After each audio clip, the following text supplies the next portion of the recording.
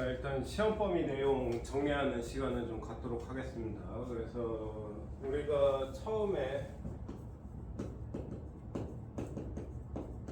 물질의 자성부터 시험 범위인데요. 물질의 자성의 원인으로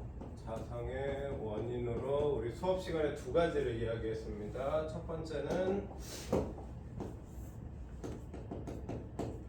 전자의 궤도 운동이 있었고, 두 번째는 전자의 스핀이 있었습니다. 그래서 이 두 가지에 의해서 물질이 자성을 지닌다라고 이야기를 했는데, 이 전자의 궤도 운동 같은 경우에는 외부 자기장을 밀어내는 형태로,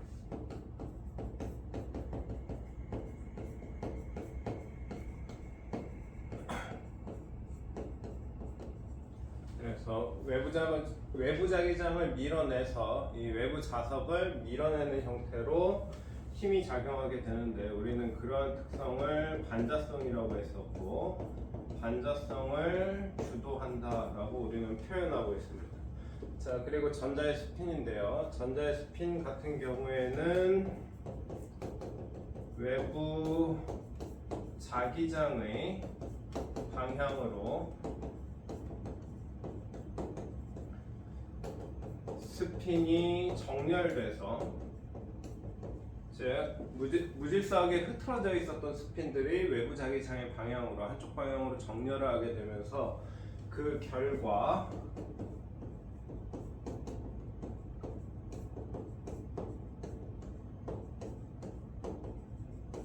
외부 자기장을 강화시키는 역할을 했었습니다. 그러다 보니 이 전자의 스핀 같은 경우에는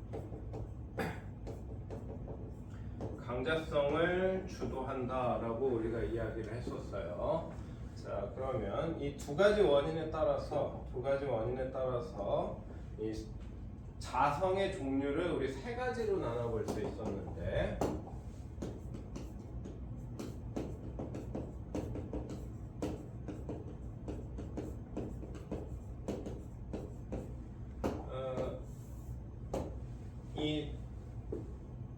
스포츠 경기 생각하면 좀 쉽게 접근할 수 있다라고 했었죠. 두 팀이 경기를 해서 나타나는 경기 결과는 총 세 가지입니다. A팀이 이기든가 B팀이 이기든가 비기든가. 그러다 보니 그것과 비슷하게 이 전자의 궤도 운동과 스핀이 자성을 원인으로 작용하다 보니까 그 두 가지 크기에 따라서 이제 성질이 나타나게 되는데요. 첫 번째를 우리는 강자성이라고 부르고 있고, 두 번째를 상자성, 그리고 마지막 반자성이 있습니다. 그래서 이 강자성 같은 경우에는 아까 전에 스핀이 주도한다라고 했었죠. 그래서 스핀 효과가 궤도 운동의 효과에 비해서 매우 크게 나타나면, 이때 나타나는 게 바로 강자성 물질입니다. 자, 그에 반해서 반자성 같은 경우에는 스핀 효과에 비해서 궤도 운동의 효과가 훨씬 크게 나타나게 되면 우리는 반자성을 지닌다라고 이야기를 하고 있어서, 한쪽이 더 클 때 강자성이나 반자성이 나타납니다. 그에 반해서 스핀 효과와 궤도 운동 효과가 크기가 비슷해서 서로 상쇄되는 경우에 우리는 상자성을 지닌다라고 하고 있습니다. 그래서 강자성 물질의 종류를 좀 기억해 두는 게 좋은데요. 강자성 물질은 몇 개 없습니다. 우리가 알고 있어야 될 게 몇 개 없습니다. 대표적인 게 철, 니켈, 코발트, 이런 물질들이 강자성을 지니고 있고요. 반자성 물질로는 우리 예전에 정규 수업 시간에 아마 동영상 봤었을 때 이름이 나왔었는데, 구리, 유리, 그리고 물, 이런 것들이 실제적으로 반자성 효과를 지니고 있습니다. 자, 요 물이 반자성을 지니다 보니까 물이 많이 포함되어 있는 야채 있죠? 뭐 오이나 이런 걸로 하는 실험들이 많이 나오는데 유튜브 한번 찾아보시면 많이 볼 수 있을 겁니다. 그 외에 뭐 종이나 이런 다양한 물질들이 여러 가지 물질들이 상대성을 지니고 있고요. 자, 우리가 상대성에 대해서는 특별히 그 뭐 알아둘 내용은 크게 없는데요. 나머지 강자성과 반자성에 대해서는 조금 알고 있어야 될 부분들이 있습니다. 자, 강자성 같은 경우에는 스핀들이 정렬을 하게 되면 주변에 있는 스핀들이 외부 자기장의 역할을 해주기 때문에 강자성, 상자성, 반자성 모두 자화가 됐다가 외부 자기장이 사라져도 자성을 유지 혹은 자화를 유지한다라는 특징을 가지고 있습니다. 자성이라는 표현보다는 자화라는 표현이 조금 더 괜찮겠네요. 그래서 이 현상을 우리가 초등학교 때 경험해 본 게 있는데, 우리 자석에다가 철로 만든 클립을 오랜 시간 붙여놓고 나면 이 클립으로 다른 클립을 붙일 수 있었죠. 그것이 바로 강자성인 철이 가지고 있는 주요한 특성인 자화를 유지한다라는 내용입니다. 자, 그리고 여기에서 자화라는 표현이 나왔는데 자화라는 표현은 자석이 된다라고 보면 돼요.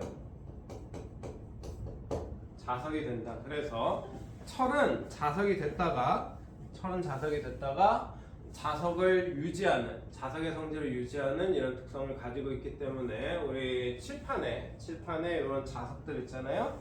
이런 것들이 다 철로 이루어진 물질들입니다. 그래서 철을 이용해서 자화를 시키고 그것을 유지하게 만들어 놓으면 이런 자석이 된다라고 생각하면 될 것 같아요. 자, 그리고 반자성 같은 경우에는 아까 전에도 이야기를 했지만 외부 자기장을 밀어내는 성질을 가지고 있습니다. 그래서 많이들 이 반자성과 관련돼서 오해를 하고 있는데, 반자성 물질은 자석을 밀어낸다 이렇게 착각을 하는데, 우리 그때 영상에서 봤었죠? 구리관에다가 강한 자석을 이용하면 당겨올 수도 있었어요. 그래서 이거는 외부 자기장을 밀어냄으로 해서 거리를 유지하려고 한다라고 얘기했던 것 같아요. 그래서 이 외부 자기장을 밀어내서 거리를 유지하는 이 현상을 극대화시켜 가지고 이용하는 물질이 바로 초전도체였고, 우리 전류 쪽에서도 초전도체가 한번 나왔죠. 저항이 영인 물질인 초전도체가 외부 자기장을 매우 강력하게 밀어낼 수 있기 때문에 우리 거리를 일정하게 유지하면서 이동하는 자기부상 열차와 같은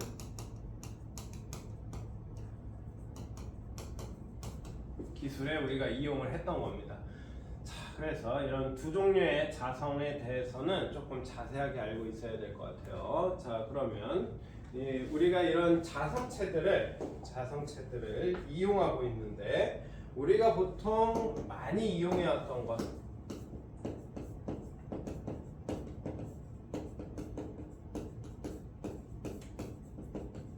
우리가 기존에 많이 이용해왔던 건 바로 강자성입니다.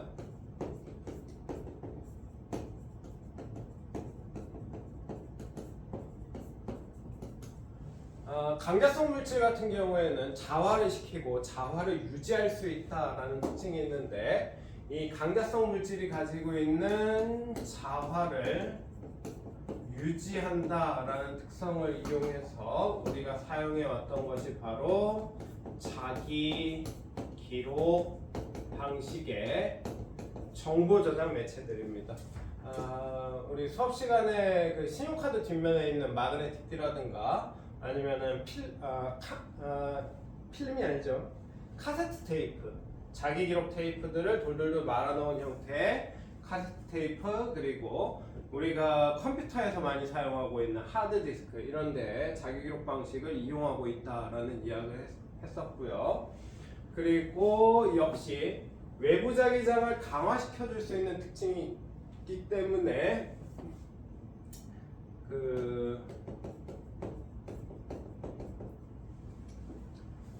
전자석을 강화시키는 데에도 이 강자성을 활용하고 있습니다. 그래서 뭐 자기 기록 방식으로 이용할 수도 있고 전자석으로 이용할 수도 있다라는 거 알아두시면 될 거고요. 두 번째는 반자성 물질인데요.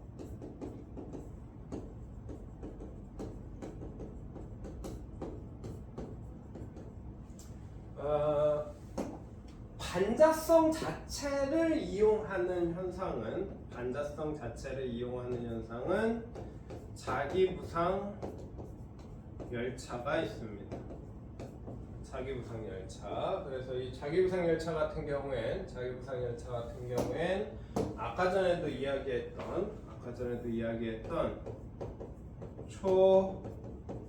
초전도체를 활용할 건데요. 이 초전도체가 갖는 특성 중에 마이스너 효과라고 불리우는 효과, 자석과 일정 거리를 아주 강력하게 유지할 수 있는 이 효과를 이용해서 우리가 자기부상 열차를 이용하고 있습니다.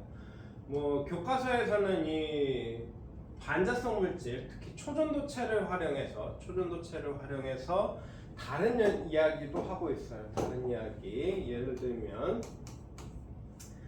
들면 토카막이라든가 토카막 조금 이해할 수 있는 표현으로 바꾸면 핵융합로, 이런 토카막 장치라든가 아니면은 그 MRI,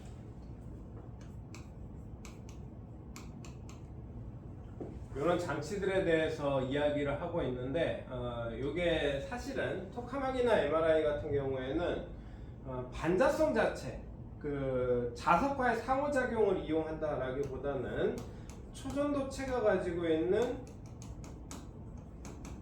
주요 특징 중에 하나인 저항이 0인 특성, 그 결과 전류가 매우 커질 수 있다는 특성을 활용하는 장치다라고 생각하시면 될 거예요. 그래서 이 물질의 자성과 관련돼서는 총 3가지 측면에서 좀 중요하게 보셔야 될 겁니다. 첫 번째는 자성의 원인이 어디 있는가, 두 번째로는 그 자성의 원인에 따라서 자기적 성질은 어떤 종류가 있는가, 그리고 마지막으로는 자성을 활용하는 여러 가지 예들에 대해서 이야기를 하시면 될 겁니다.